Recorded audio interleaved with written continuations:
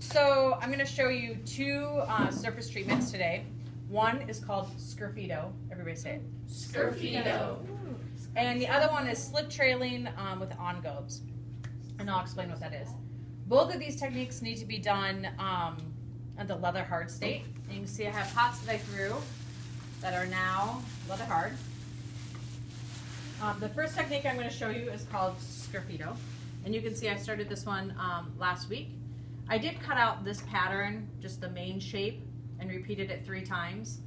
And then after that, I just went and did different patterns complementary that shape.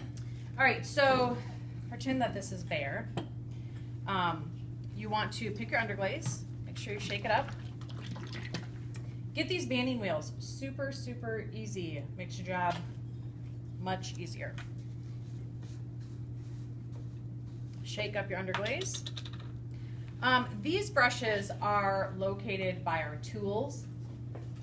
They are great. They hold a lot of material. And again, this is leather hard. I'm just going to start putting underglaze on. I'm trying to get nice even coats. I'm going to have to do this probably 3 or 4 times. Now this is the first time you've been allowed to underglaze on leather hard clay. It will not dry as quickly as it did when you did it on bisqueware, just because there's still water in the clay. It's not as porous. It takes a little bit longer for it to dry. So every time you do a coat of underglaze, you'll have to set it aside, let that coat dry before you go on to the next one. Okay, so that's 1 coat or 2 coats now. I'm going to set that aside like so. And then you could go and glaze or do something else while you wait to put another coat on. When you have all your coats on, it's going to look something like this. You have to be a little careful not to get fingerprints and kind of keep it clean. And then we have this bucket of trimming tools, or carving tools. They're called mini loop tools. Let's see, I'm going to grab a couple out.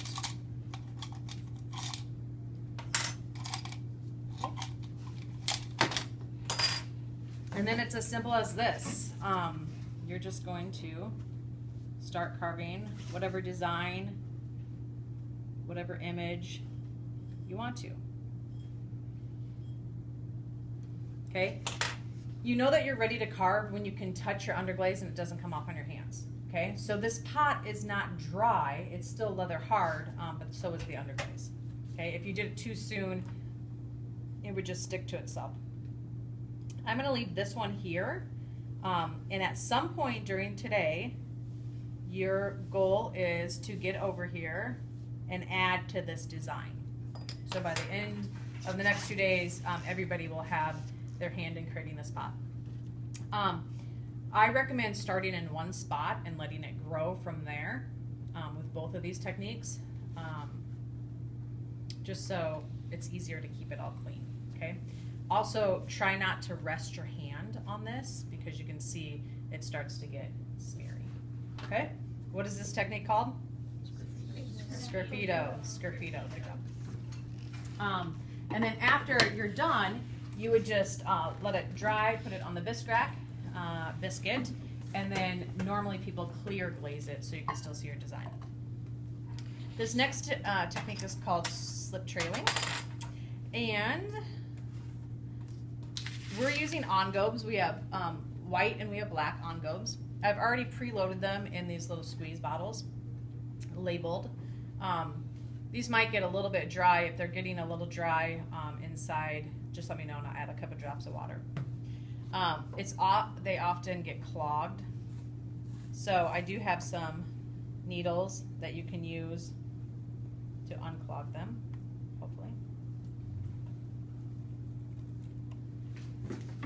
And I highly recommend grabbing a piece of scratch paper, and I'm going to keep this up here so you can practice on scratch paper too, just to kind of get a feel for the tool. When you go to use this, you want to make sure that you shake it down so that the engobe is in this bottom portion. If you get an air bubble in here, it's going to squirt out awkwardly onto your pot. So, like that. That's why it's also good to have a piece of paper to get it started. So you can kind of play around with different designs. Don't do the whole design, but just to get the feel of what you're doing. Then you go to your pot. Again, we're starting in one area and building from there. And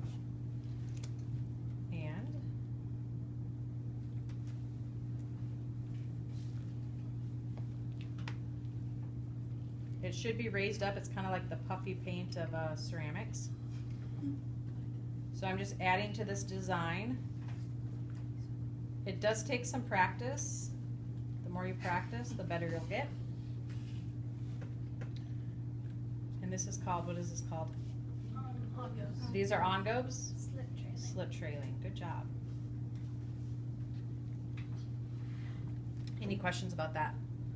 If these do get empty, there is a funnel here that you can use to put more material in. Questions? No? Okay. At some point during class, come up.